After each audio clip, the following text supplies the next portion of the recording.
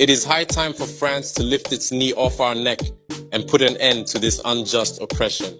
Centuries of misery, human trafficking, colonization, and neocolonization have caused immeasurable suffering. It's time to put an end to this cycle of oppression. It's high time for France to leave us alone. It's time for France to take a cue from its European neighbors and learn a valuable lesson in independence. Germany is the leading economic power in Europe, significantly surpassing France, which is ranked as the third or fourth largest economic power globally. Germany does not exploit any country, any colony.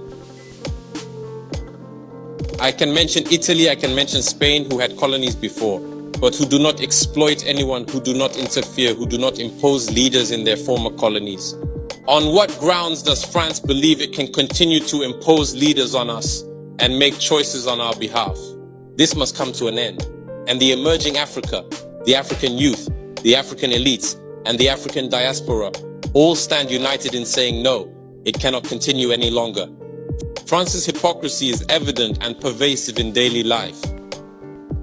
Let's examine the cases of Mali and Chad as prime examples of this hypocrisy. In Chad, where the constitutional process has been interrupted, France applauded and its president visited to officially consecrate the new king's coronation ceremony.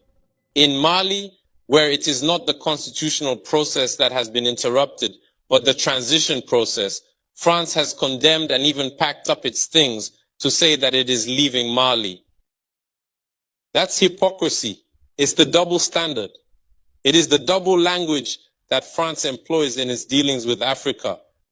During our questioning of Mr. Jean-Yves Le Drian regarding the situation in Ivory Coast and France's decision to allow a third term, he provided a clear explanation. He stated that while he accepted the third term for Ouattara, he refuses it for Belarus. He emphasized that France has condemned the situation in Belarus and has actively encouraged the European Union to do the same. Le Drian explains that in Belarus, millions protested, unlike Ivory Coast, where there were no mass demonstrations on the streets. This is how France deals with African issues. Personally, we expect absolutely nothing from France.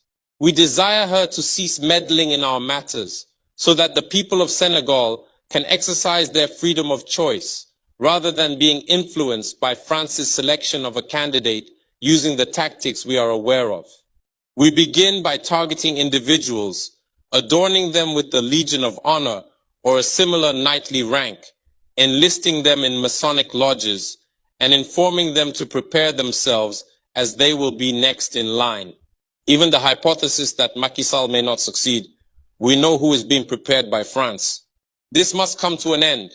It will not occur in this manner any longer. Let's be clear. We have absolutely nothing against the French people.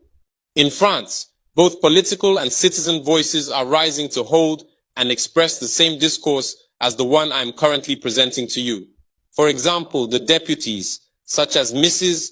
Frédérique Dumas, who regularly speaks on the platform of the Assembly, who regularly writes to the Minister of Foreign Affairs, since she is a member of the Foreign Affairs Committee, to raise this unfair behavior of France towards Africa, hold the same speech as us. The same Mr. Jean-Luc Mélenchon, Jean-Paul Lecoq, André Chassaigne, all deputies, hold the same discourse as us, and hundreds of other voices. The NGOs, like other non-profit organizations, are doing remarkable work in the same direction. We strongly urge France to listen to the voices that speak to it about our plan for a more collaborative, fairer, and sustainable partnership between Africa and France. It is crucial that we work together towards a future that is equitable, just, and environmentally conscious. If she listens, I believe we'll have beautiful days ahead in our collaboration together. If he doesn't know how to cut it, thinking he can continue to function like in the time of our grandfathers, this African youth no longer accepts it. France must make preparations for a definitive break and completely withdraw from Africa. Africa belongs to Africans, not France. She belongs to no one else, neither China, nor the United States, nor anyone else.